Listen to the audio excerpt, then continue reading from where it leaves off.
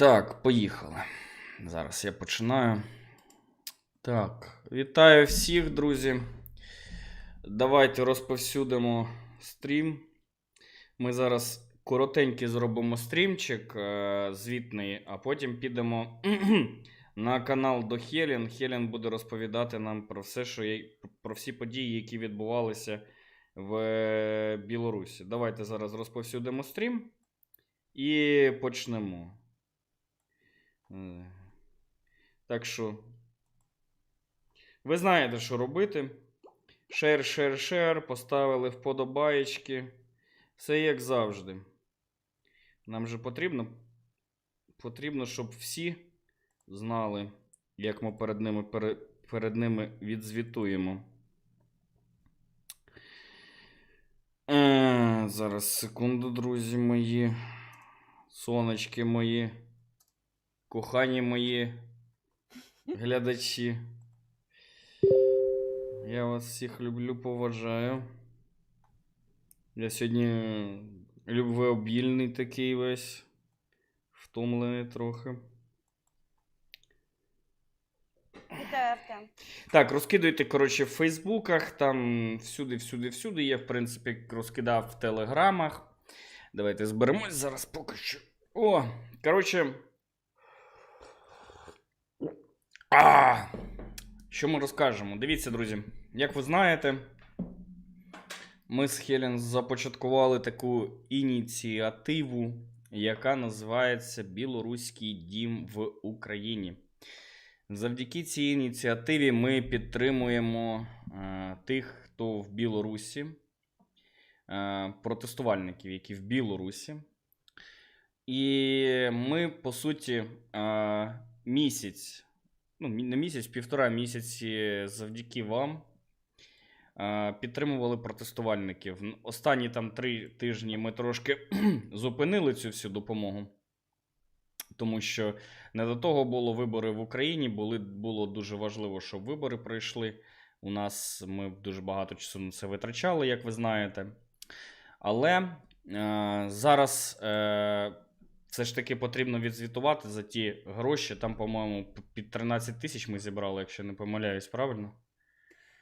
Ну, коли бути таким дотошним, 12300 у нас прийшло на наш рахунок, на наші донати, і їх амаль усі ми накерували на допомогу, так. Ну, я ж кажу, під 13, 12300. Так. Дивіться. Скажу так, що революція в Білорусі продовжується. Люди, які не працюють в Білорусі, продовжують голодати, як мінімум. Плюс ми там допомагаємо поповнювати рахунки.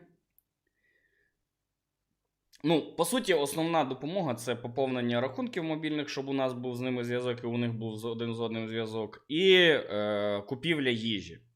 Що, в принципі, ми робили на протязі попередніх 1,5 місяці, якщо за виключенням останніх 3 тижнів, які ми були повністю в українських виборах. Ну, у мене просто час так випав. Так, вітаю всіх. Живе Білорусь, слава героям слава, живі вічно, героям слава. Поширимо, так, правильно, поширимо стрім, щоб більше людей, які хочуть допомогти білорусам, приєднувалися до нашої ініціативи. Це повністю, як ви знаєте, ініціатива, яка тримається на донейтах. У нас іде процес, я думаю, можемо це казати, іде у нас процес реєстрації офіційної громадського об'єднання, і зараз розроблятися буде документація під фонд, який зможе співпрацювати з міжнародними фондами і за рахунок цих грошей також допомагати білорусам, але все це займає теж купу часу, дуже велику, не все так гладко, як би воно здавалося, і теж купу грошей це займає, якщо що. Ну, це вже інше питання. Ну, так. Це вже інше питання, але поки що ми на тих же самих починаннях, на яких ми, в принципі, це починали і продовжуємо. Тобто є рахунок, Хелін, можеш кинути рахунок, не рахунок, а донейт окремий для підтримки білорусів. І з цього донейту ми купляємо їжу, поповнюємо мобільні рахунки і дещо ще робимо, про що ми не можемо розказувати. По суті, нам... Дякую, куми. Що? Не так. Ну, що некоторі речі, про які ми не можемо розповідати. Ну, не можемо, да, на жаль. По суті, нам скинули зараз люди свої звіти. На жаль, не всі скинули свої звіти, і за цього також, в тому числі, пролонгувався, скажімо, наш звіт місячний, хоча він 1,5-місячний, через 2,5 місяці по ітогу. Тому що деякі люди не виходять з тюрем, а коли виходять з тюрем, вони вже нічого не можуть записати, тому що вони через пару днів їдуть знову на тюрму. Ну, то вже інше питання. А в більшості своєї перед нами також відзвітували за все. І ми можемо вам показати там 15, по-моєму, хвилинне відео, яке, чесно кажу, накидав на колінці. Я його хотів переробляти. Нам сказали, що нам допоможуть там зробити. Ну, на себе візьмуть певні повноваження, але нас, звісно ж, підвели. Можна розраховувати лише на себе в цьому випадку. Тому якось так. Той донейт, який кинула зараз Хелін, це окремий донейт Білоруського дому в Україні. З цього донейту йдуть гроші на підтримку білорусів, і з цього донейту також йдуть гроші на реєстрацію громадського об'єднання. Щоб ви розуміли, це громадське об'єднання буде працювати далеко не тільки на білорусів. Тобто... Ну так, давай я багато розповіду. проєктів. Да, розкажи. Так, тому що я займаюся непосередньо питанням реєстрації. Ми, коли започаткували наш проєкт, Олекса ведає, він створився, мені здається, за кілька годин. Да? Ми обмірковували, що відбувається, яким чином ми можемо надавати допомогу. І ось з'явилася ідея... Десь приблизно. Так, з'явилася ідея створити неку особну організацію, яка б займалась питаннями білорусів. Олекса зробив такий тиск на фінансову допомогу. Я б хотіла розповісти про юридичну допомогу, яку ми надаємо. У нас не тільки. Я просто сказав про фінансову допомогу, але по суті, якщо ви не забули, у нас є форми, які ви можете заповнити, якщо ви хочете бути волонтерами і хочете допомогти білорусам, які змогли потрапити в Україну, а далеко не всі це можуть. Тому що за цей період ми змогли реально вивезти з України, по-моєму, 2 чи 3, да? 3, да? Скільки? Я не лічу вже людей, тому що особливо від тих людей, які з нашою допомогою покинули Україну, ще йдуть дзвонки паралельно, як це зробити, як трапити в Україну.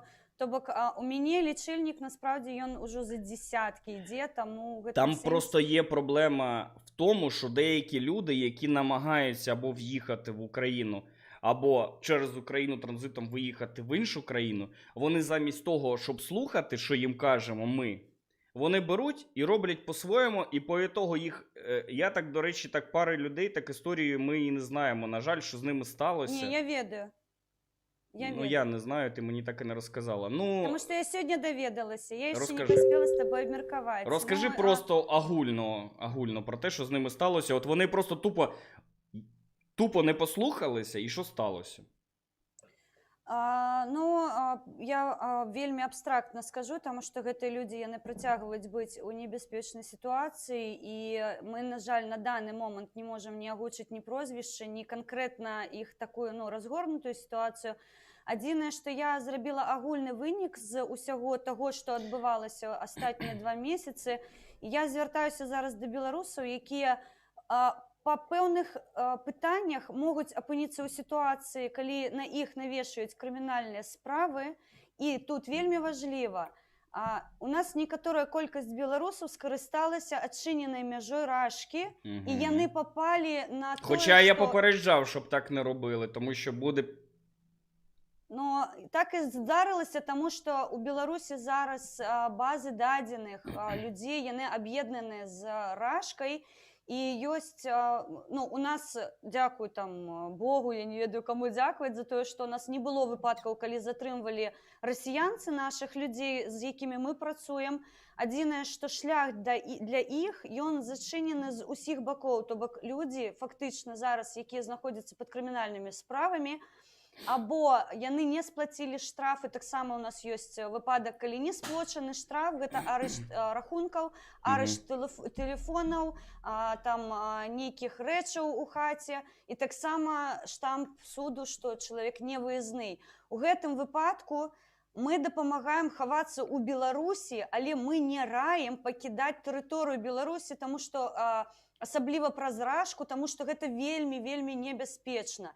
Трапіць у рукі рашыстаў, гэта яшчэ горш, чым трапіць, мне здаецца, у рукі беларусів. Ти не зовсім так розказуєш, як воно. Просто там, я скажу як.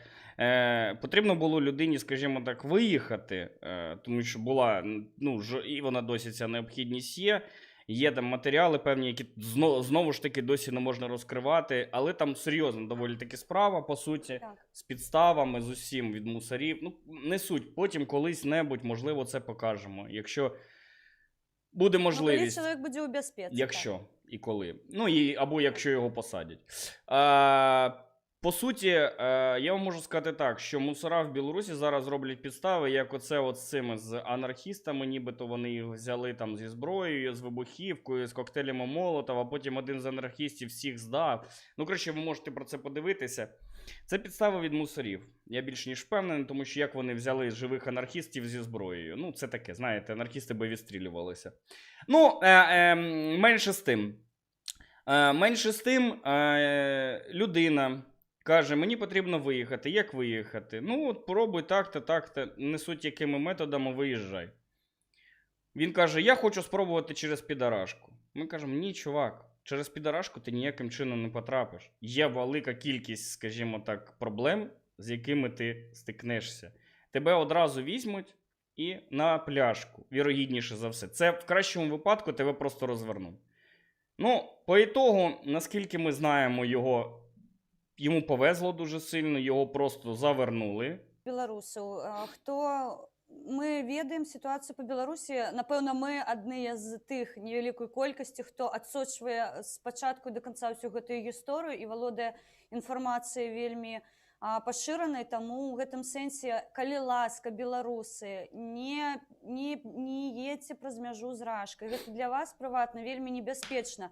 Таму што калі ў Беларусі у нас яшчэ ёсць магчымасці трымаць з вамі звязок, то на Рашкі такой магчымасці ўжо нават у нас поўнасцю павязаныя рукі і ногі, мы нічым не можам дапамагчы, нават элементарнае схаваць вас у нас ужо не атрымаецца, таму што мы не падтрымваем ні з кім з рашыстаў звязок, і на гэтай тэрыторыі це ворожа тэрыторыя, з якою мы не співпрацюємо вельмі ніколи. Небяспечна. Таму, калі ласка, калі ёсць праблемы, вы ведаеце, праз антыкрызісны цэнтр мы не толькі дапамагаем фінансава, харчаваннем і тэлефонамі, таксама надаем юридичную дапамогу, гэта важліва. Юридичну допомогу є у нас, якщо комусь потрібна психологічна допомога, надає одна людина.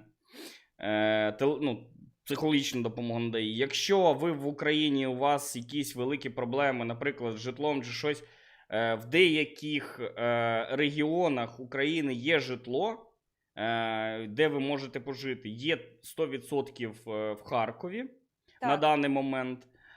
Є в Хмельницькому, по-моєму, якщо... То Хмельницький. Ні, гэты. Пробач, забыла сама. Ближче до межі з Брестом. Ну, коротше, так, біля межі є житло, і у Львові зараз немає. Було у Львові. У Львові можна буде забезпечити житлом під мою гарантію безпеки. Але там потрібно тільки, щоб людина була... Ну, якщо вже ми людині будемо дуже сильно довіряти. Так просто там у Львові ні.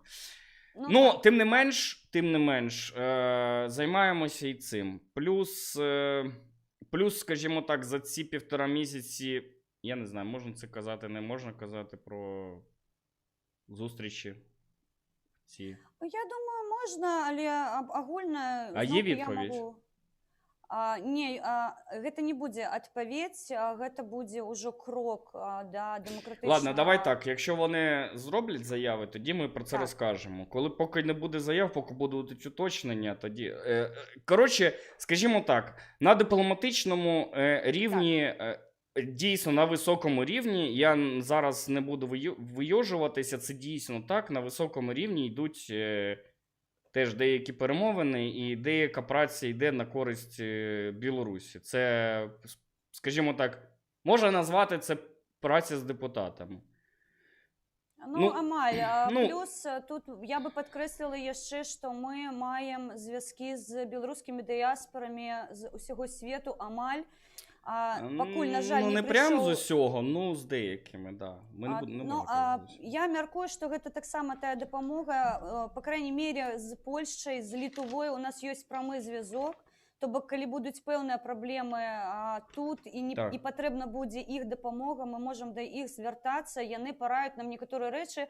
Астатняя вось сітуацыя, якая у нас была, хлопец, ён павінен быў выехаць у Польшчу, у яго не было візы, мы далі поўны інструктаж, як гэта адбываецца, але за рахунак таго, што ён не палітычны, ён не прымаў удзел у акцыях пратэсту. Так, важливо буде зауваження. Да, розкажеш, я І додам. на падставе гэтага у Польшчу яго пускаюць выключна на умовах, калі ён зробіць сабе гуманітарную візу. І тут сябры беларусы, заехаўшы ва Ўкраіну, мы дапамагаем, таксама перанакіроўваем вас у структуры, якія займаюцца візамі гуманітарнымі ў Польшчы. Плюс страховки ще. Час. І плюс страховки, там... і ад ковіду, і медицинскія звичайні страховки. Так само є доступ до спеціалістів, які гэтым займаються. Ну, вони, скажімо так, доволі таки умовно дешево будуть це робити. Ну, і роблять.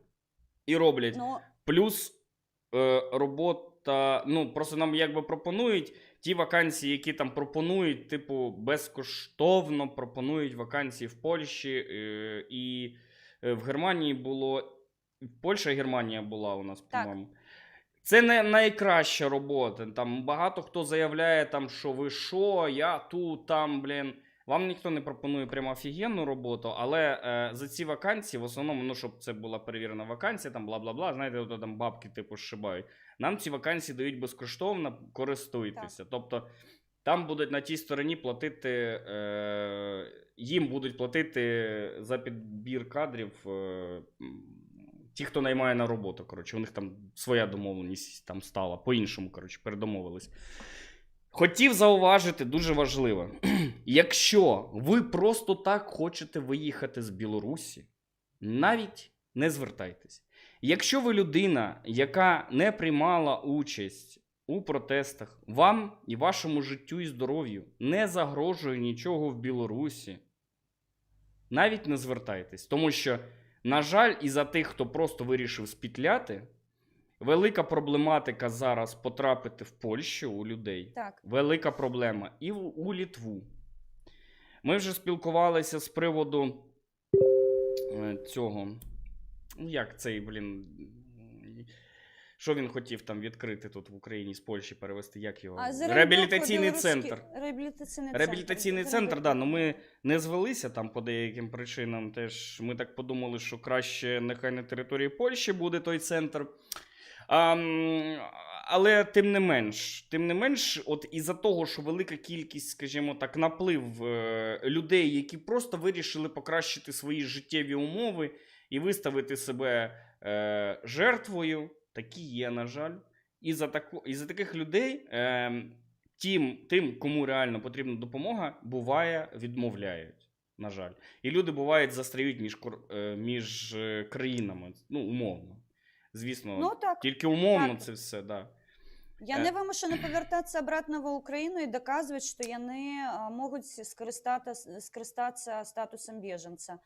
У Польшчы таму у гэтым сэнсе зноўку падкрэсліваю, ну, такія выпадкі, як я, што вельмі тэрмінова ўсё адбываецца і тэрмінова пакідаецца краіна, іх насправді не так шмат, таму што звычайна людзі там хаця б мінімальна за дзень, за два яны плануюць выезд і паспяваюць хаця б рэчы сабраць. У нас такой магчымасці не было. Не всі, ну, Ігор, Таму той же не самий ўсе, не сильно але там.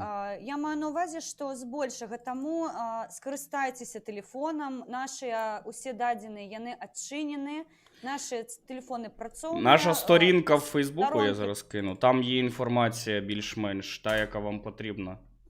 Під'єднуйтесь. Угу.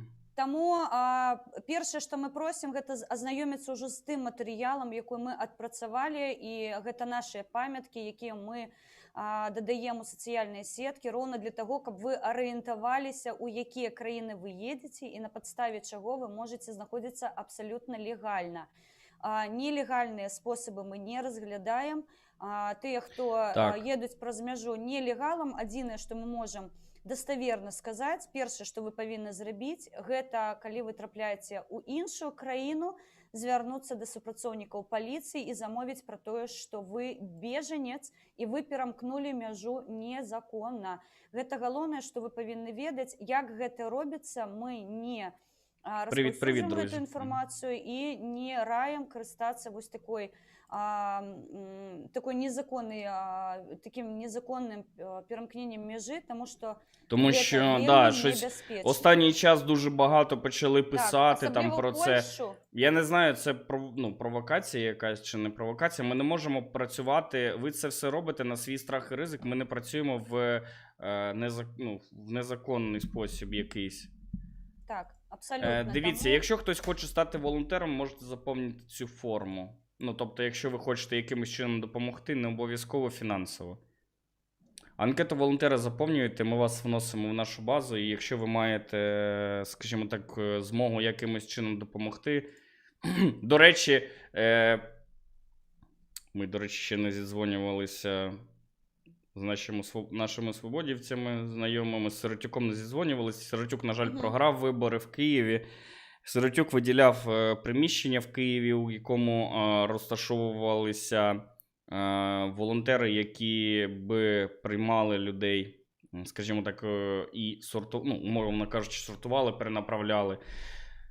На жаль, він програв вибори, і зараз ми не знаємо, на якому світі, там потрібно зідзвонитися, поговорити.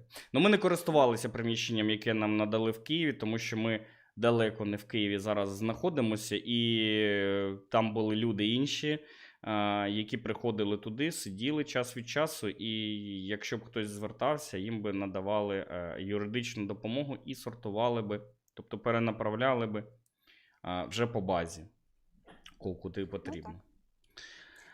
Былі выпадкі, мы перанакіроўвалі ў Кіеў, казалі, дзе знаходзіцца, то бок у мяне ёсць абратны звязок з Кіевам, вядома, таму у гэтым сэнсе мы падтрымваем паміж сабой інфармацыйныя прасторы і ведаем па сітуацыі ў Кіеве, калі туды трапляюць нашыя людзі, то, вядома, мы ведаем і лёс іх, і што адбывалася далей, і якім чынам яны дабіраліся да мяжы з Польшчай. Я ведаю, ёсць выпадкі таксама у Киеве, звярталіся да амбасадараў і да людзей, прадстаўнікоў з Польшчы, каб чалавека маглі легальна праз мяжу правесці. Таму ў гэтым сэнсе там ужо больш-менш праца адлажана, і зараз у гэтым сэнсе з беларускім домам працаваць лягчэй, таму што ёсць уже пэўныя памяткі, якімі мы карыстуемся, і гэта першая інфармацыя, якую мы надаем.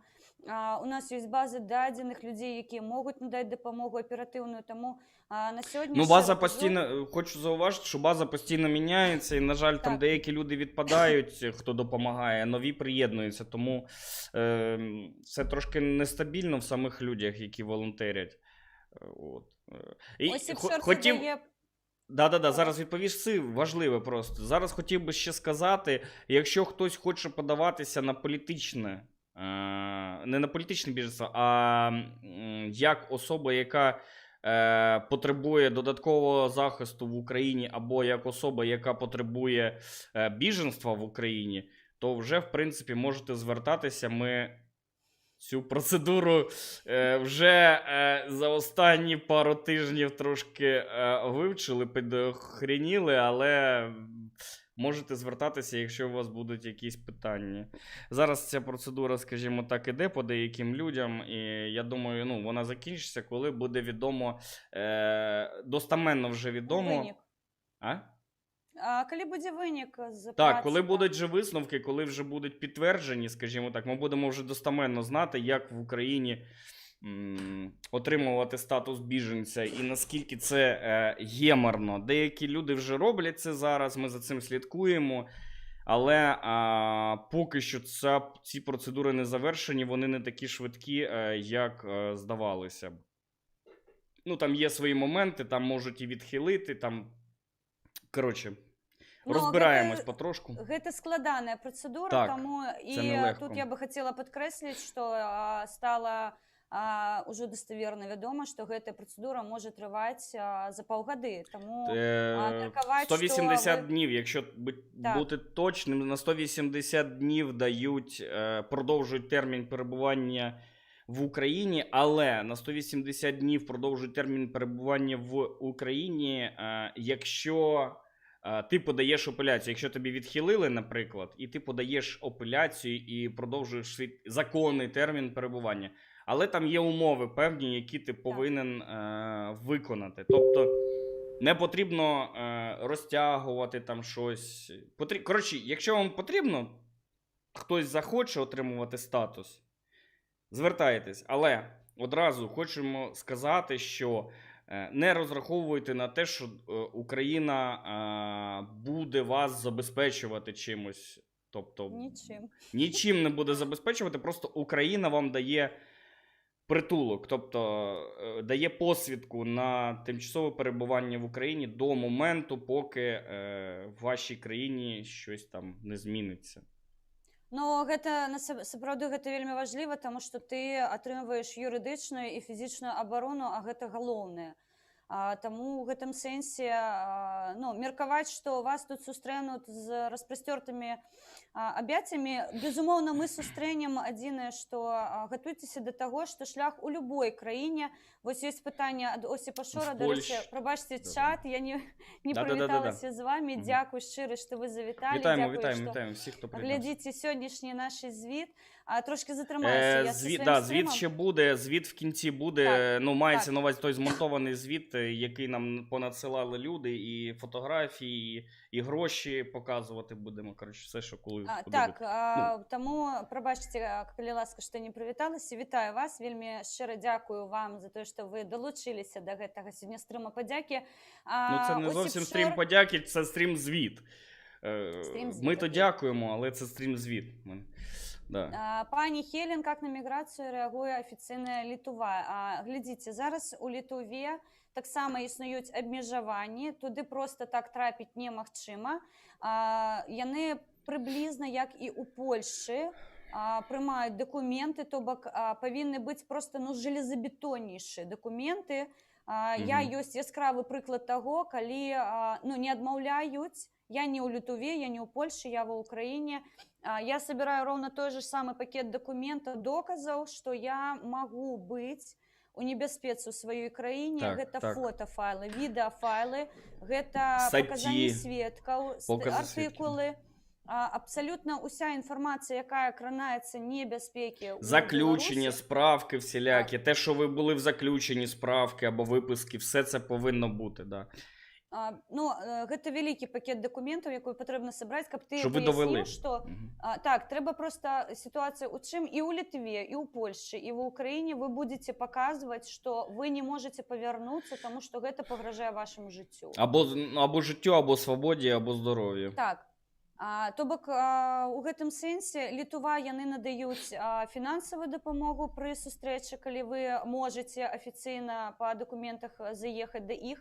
Яны надаюць жытло, і нашы літоўскія сябры кажуць, што яны забяспечваюць усім неабходным на месцах. Існують таксама фонди, як наш, то бок гэта і вопратка, ну, у нас фонду немає поки що. Наш фонд лише планується, так. Тому що це не так легко в Україні насправді зареєструвати фонд. Ну насправді воно може трошки легше, але ми пішли трошки іншим шляхом. Ну, вибачайте, як є. Да. Я б сказала, што гэта грамадскія аб'яднанні, якія проста надаюць аператыўную дапамогу ў тым выглядзе, у якім яна проста патрэбна вельмі хутка. Прыклад Польшчы паказвае, што чалавек павінен прайсці каранцін, яго вязуць у лагер бежанцаў. Мгм. Там не лайт умовы, адразу кажу, там ёсць пэўныя праблемы з выхадам у горад.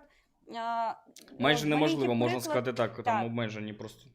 Маленький приклад, так, мені не фінансує ніхто. Але я вас сама захищають, фінансую. але держава Польща Так. вас захищає, щоб вашому здоров'ю і вашому життю нічого не загрожувало. Але знову ж таки, Польща вже дуже відповідально відноситься до тих людей, які намагаються потрапити на територію Польщі. Україна також, ну, якби Україна приймає, але якщо ви хочете на біженство податися, то вам прийдеться, скажімо так, підготуватися доволі таки сильно, тому що це не просто так. Ви розумієте, що держава, люба держава повинна себе захищати.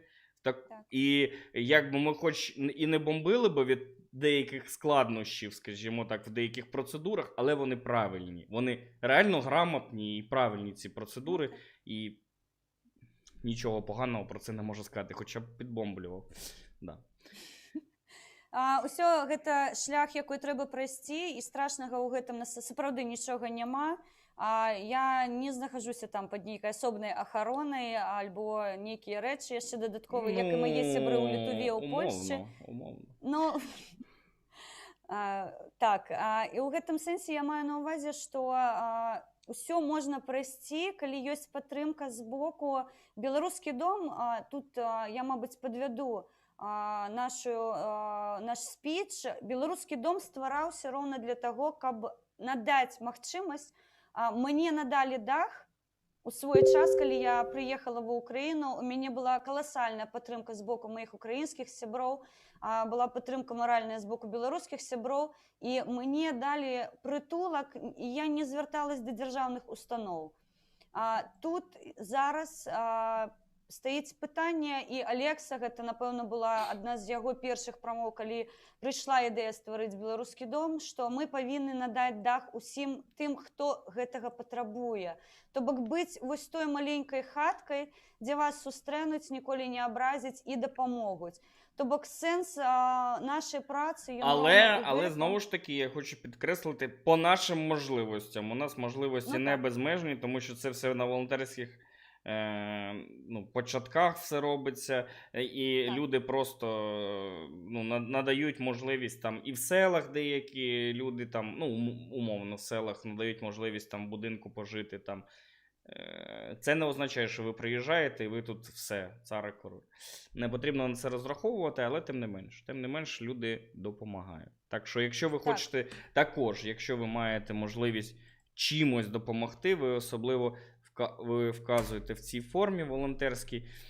Якщо ви хочете, наприклад, допомогти фінансово або для реєстрації цього ГО і фонду, тому що там є також великі розходи насправді, або на купівлю їжі білорусам, які там знаходяться, або на поповнення рахунків, можеш скинути оцей донейт, то можете підтримати на той донейт.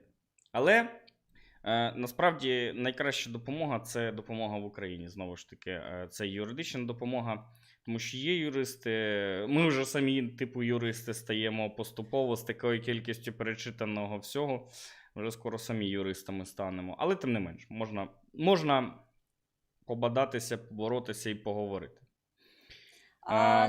За гэты час я ўпэўнена могу сказаць, што ты даведаўся, якім чынам беларусы трапляюць сюды афіцыйна, па якіх дакументах, на падставе чаго яны могуць тут знаходзіцца, як правільна рабіць дакументы на розныя рэчы для бежанства, альбо каб чалавек мог атрымаць дадатковы захіст. Я папрошу тут не блытаць дадатковы захіст і бежанства. Так, це різні речі, і додатковий захист далеко не кожен може отримати.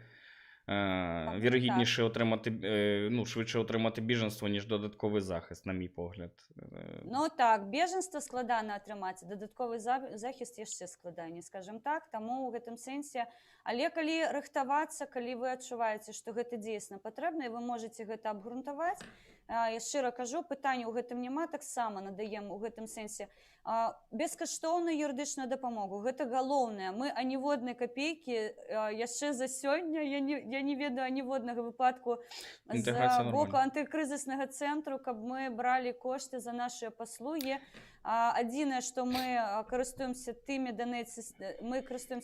данэйт-сістэмамі і тымі грашымі, якія нам данацяць і распаўсюджваем, уже потым распадзяляем, зараз пабачыце, якім чынам.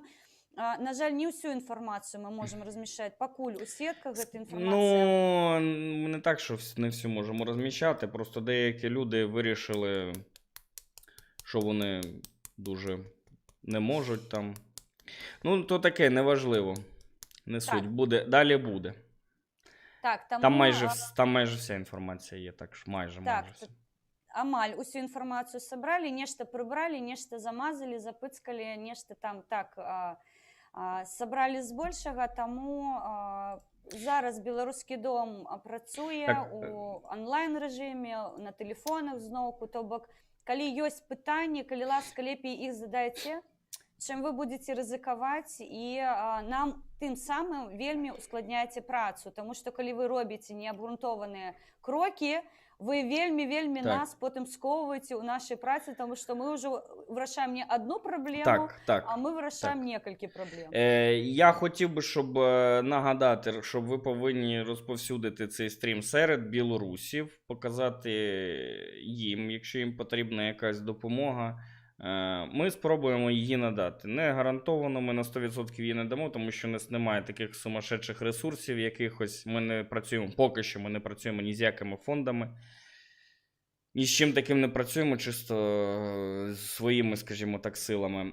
Розповсюдьте, поставте вподобайки, не забудьте. І якщо ви хочете підтримати Білоруський дом, саме Білоруський дом, на потреби Білоруського дому, то можете підтримати донейтом на донейшн. Скинь донейшн. Коротше, і Хелен зараз накидає. Скинь там 5 штук просто донейшн і всіх. В принципі, ми, напевно, розказали майже все. Зараз я вам вмикну. Скажу чесно, люди записували багато отсебятини. Я хочу сказати від себе, тому що я так і не записав відео від себе, але я кажу... Хоча я вельми просила його це зробити, тому що він один з засновників Білоруського дому. Я не встигаю просто все. Друзі, білорусам потрібна ваша підтримка, люба підтримка. В деяких випадках економічна, в деяких випадках моральна підтримка, в деяких випадках фізична підтримка, тому що волонтери і в Україні, які можуть перехопити в певних областях людей, іноді таке буває. І так, це дуже...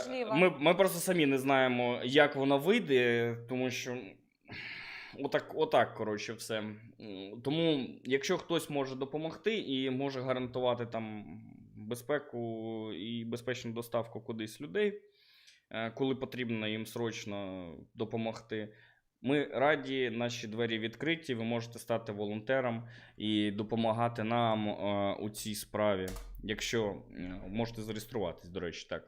І знову ж таки, я як один зі співорганізаторів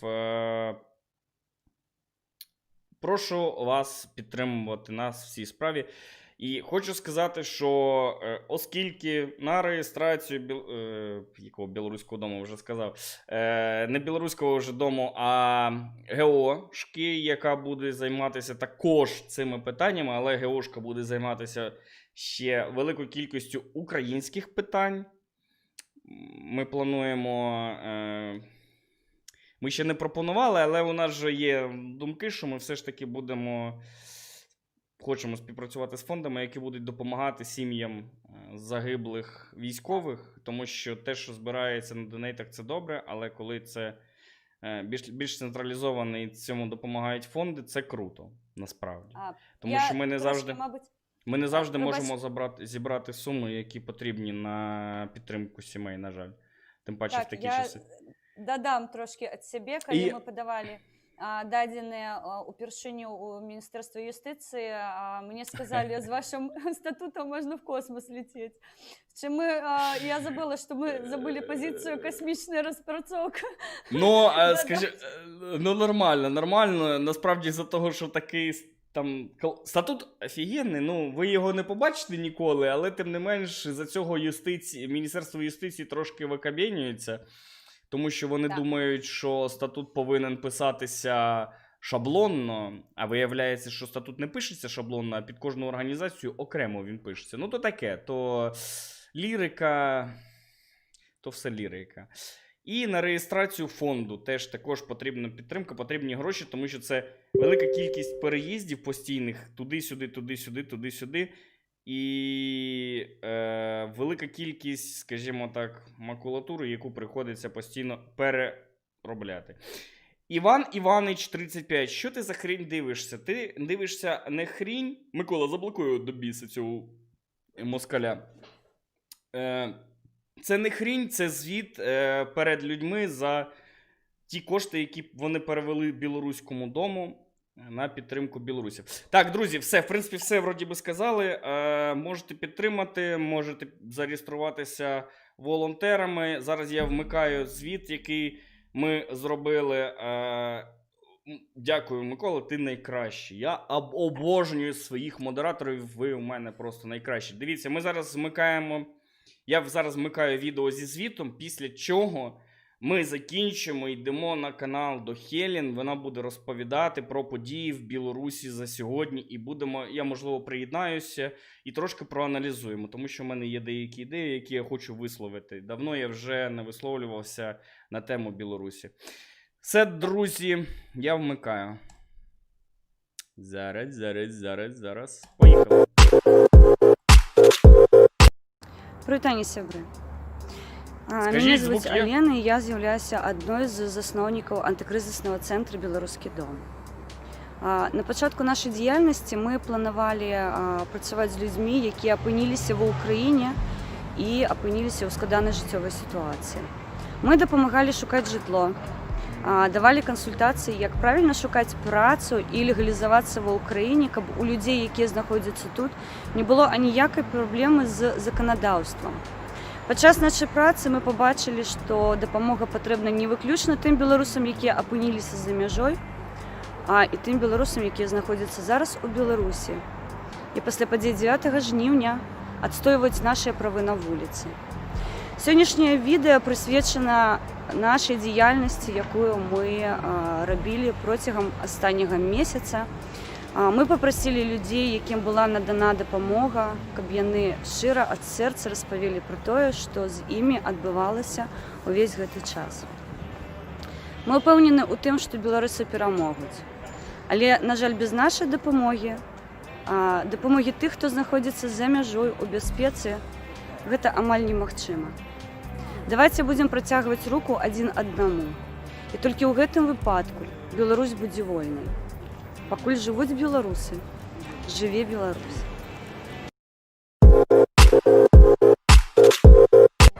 Я и мой муж много лет были политическими активистами.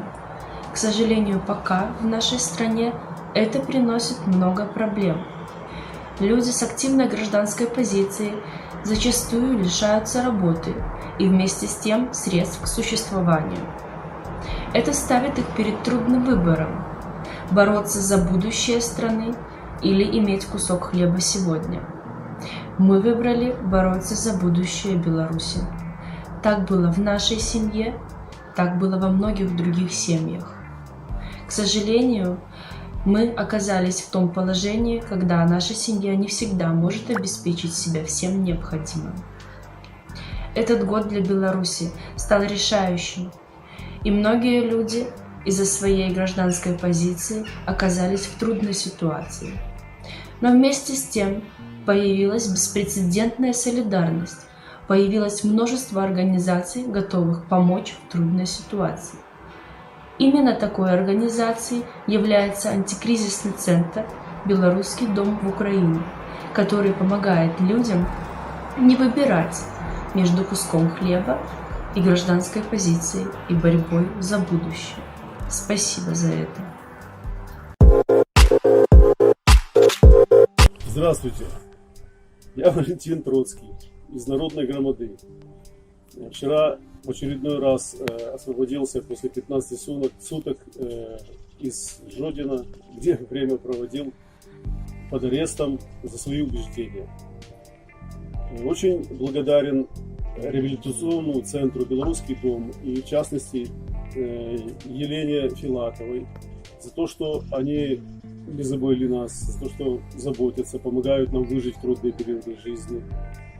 И хочу сказать, что для того, чтобы и дальше они смогли существовать и помогать оппозиции и людям неравнодушным, попадающим в трудные условия из-за своих убеждений, помогайте им, кто может, сколько может. Все это очень полезно. Это проявление солидарности, вашего личного участия на перемене. Помогите.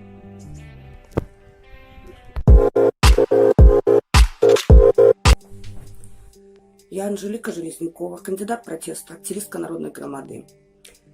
Как и многие наши активисты, была вынуждена по политическим взглядам уволиться с работы. Понимали, что будет трудно, но продолжали свою работу, продолжали бороться за свободу Беларуси. И сейчас делаем все возможное от нас. Было страшно остаться без средств существования. Но наши все опасения оказались напрасными. Благодаря гражданской инициативе антикризисного центра «Белорусский дом» нашим активистам регулярно перечисляют денежные средства на мобильные телефоны по автооплате. Всем заключенным передается продуктовая передача. Нас обеспечивают продуктами питания и средствами гигиены. Раз в неделю я получаю полноценный набор продуктов питания, включая овощи и фрукты, что при своей зарплате в 300 рублей я не всегда могла себе позволить. Мы начали получать и денежные средства для поддержки протестов. Сейчас в Беларуси нужна ваша помощь. Нужна поддержка антикризисному центру «Белорусский дом». Ваша помощь даст нам возможность продолжить мирные протесты и вернуть власть народу. Спасибо всем, кто проявил солидарность с протестующими в Беларуси. Живе Беларусь!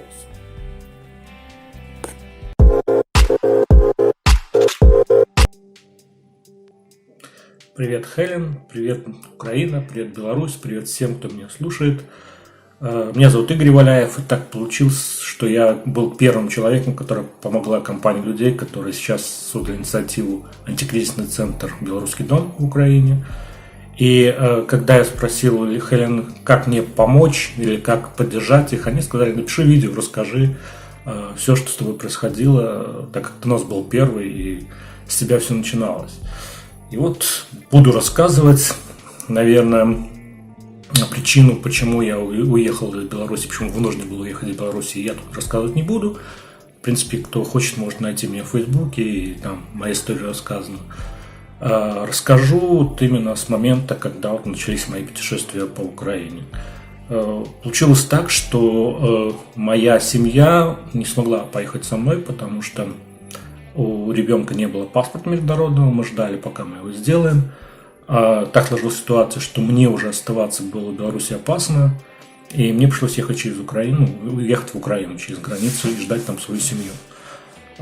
Так как, опять же, я не знал, возможно, меня на Украине, вернее, не на Украине, а на границе с Украиной задержат белорусские пограничники, получилось так, что я дал все деньги семье, потому что им как-то надо было жить в случае, если меня будут все-таки задерживать, а деньги, которые были со мной, 100% пропали бы. И поехал я фактически там без денег, без каких-то там больших вещей и так далее, с одним рюкзаком.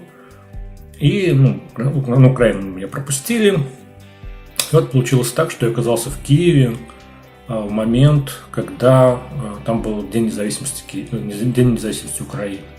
Я попытался связаться с Прокопием, с Татьяной Мартыненко, ни тот мне не ответил. Ну и получилось, что я оказался сам себе, как бы, никто не мог мне в этот момент помочь, и ситуация была немножко такая патовая. Конечно, там я не пропал бы там, но тем не менее отсутствие денег, отсутствие этих связей, возможности пообщаться с кем-то, там, получить какую-то поддержку, объяснение, что делать дальше, ну, меня немножко, конечно, напрягла, потому что как минимум надо было там 1,5 недели где-то находиться на Украине, в Украине. Вот.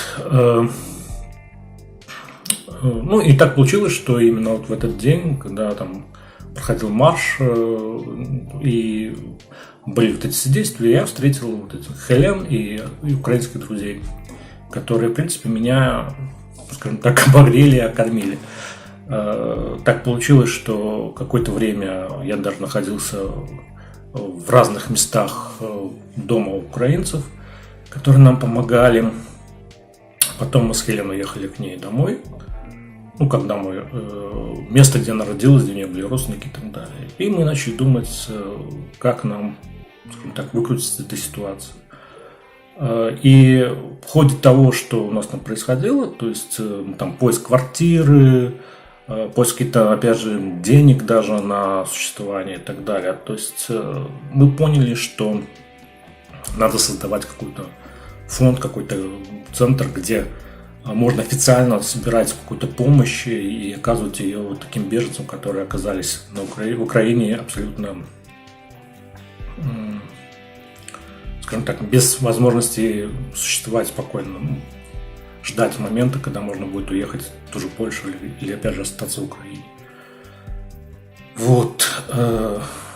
Тогда, опять же, благодаря Хелен мы вышли на депутатов, которые были в Украине знакомые, начали создавать какие-то вот эти, искать какие-то возможности создания фундаций. При этом собирали какие-то деньги для того, чтобы можно было снять ту же квартиру на неделю.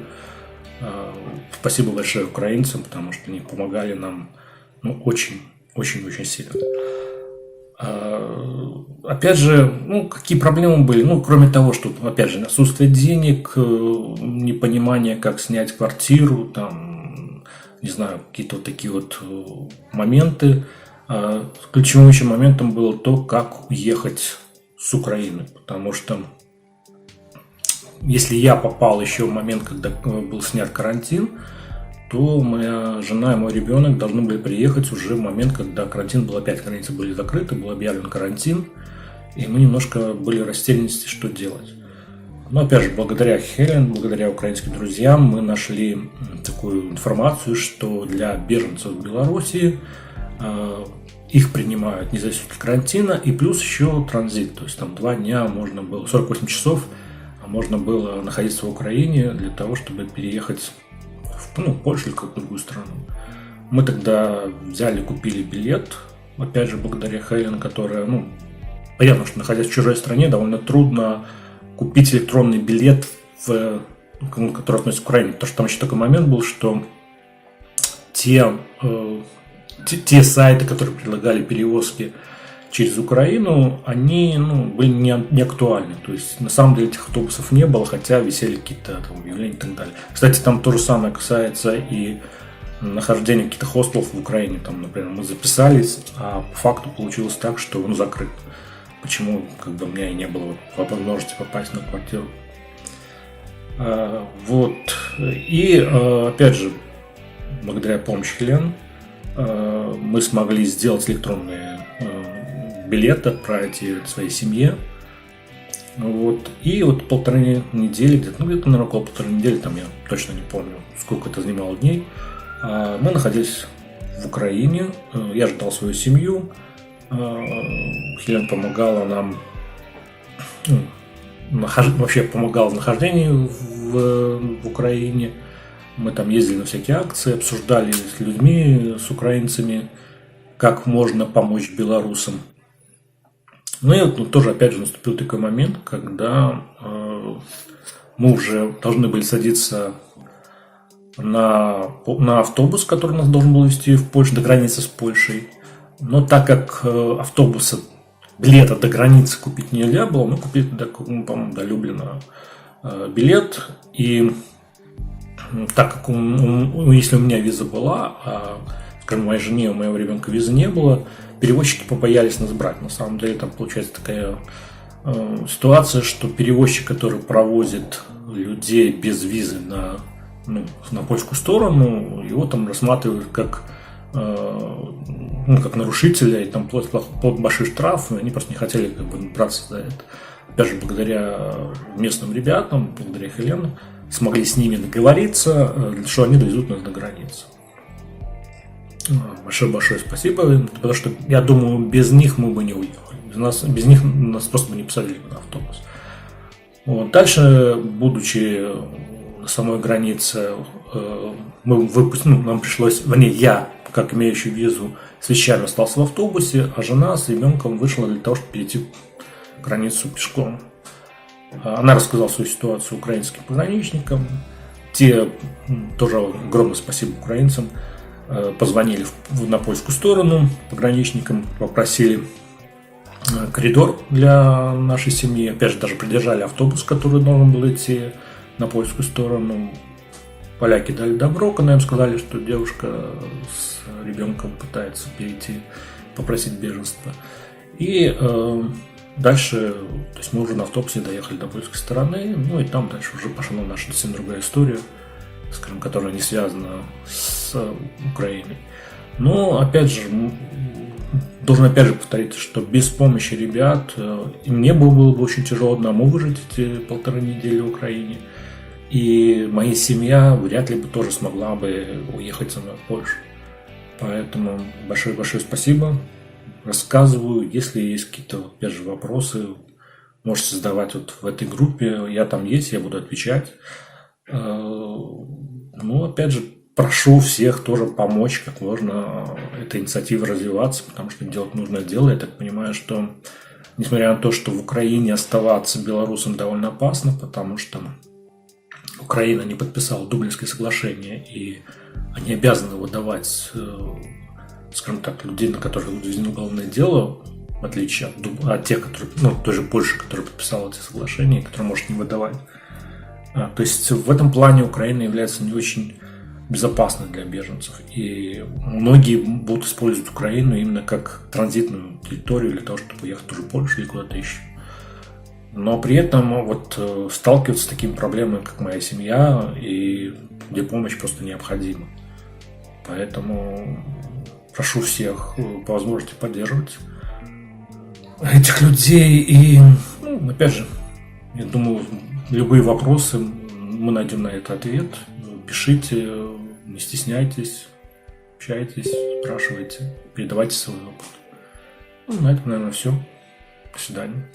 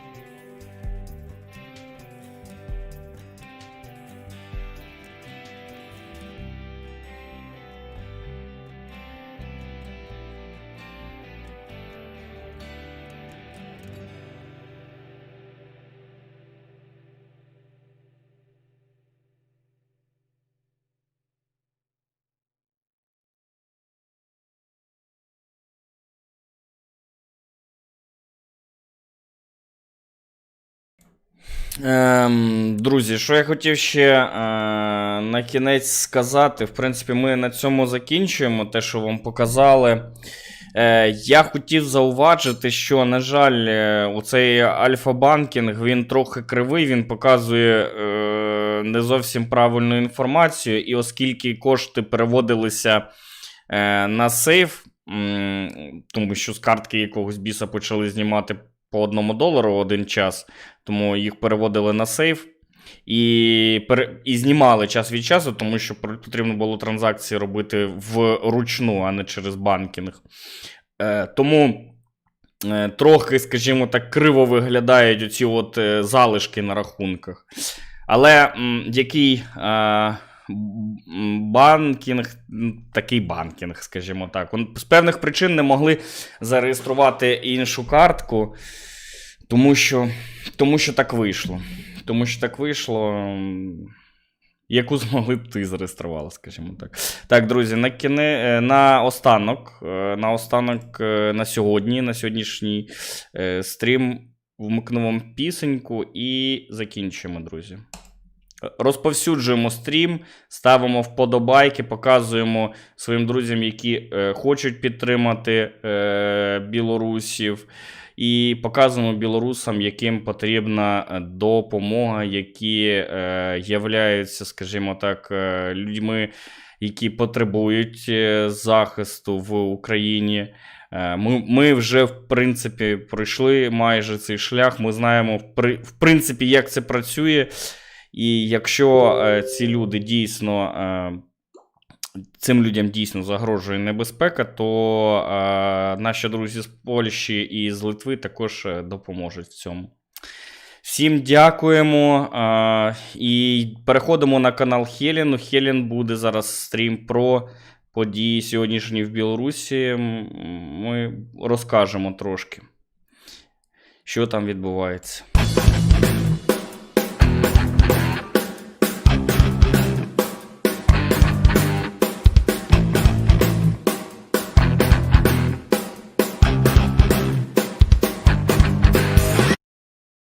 Я вам відкрию секрет, з Альфа-банку московити не можуть перевести кошти в Рашку. У них є обмеження, і вони повинні ці кошти прокручувати в Україні, тому на даний момент це цілком українські кошти, хоч банк і рашистський. Так, є така проблема, ми будемо з цим також боротися, але нам потрібно ГОшку зареєструвати і зареєструвати фонд, і тоді ми зможемо в нормальному банку відкрити рахунок. На даний момент ми просто цього не можемо фізично зробити, на жаль. Продовжуємо.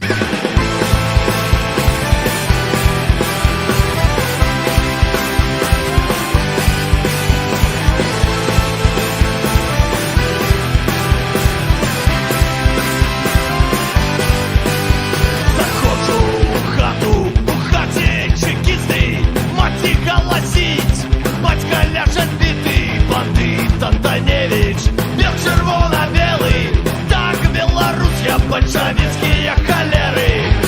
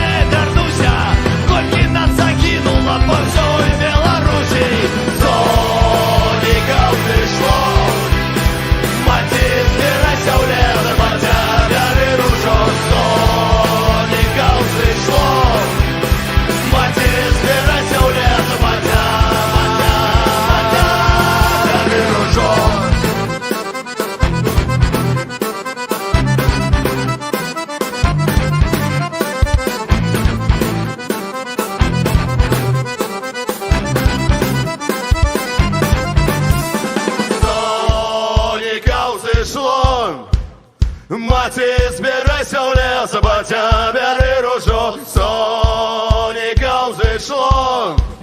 Маті, збирайся в ліс, батя, бери ружок.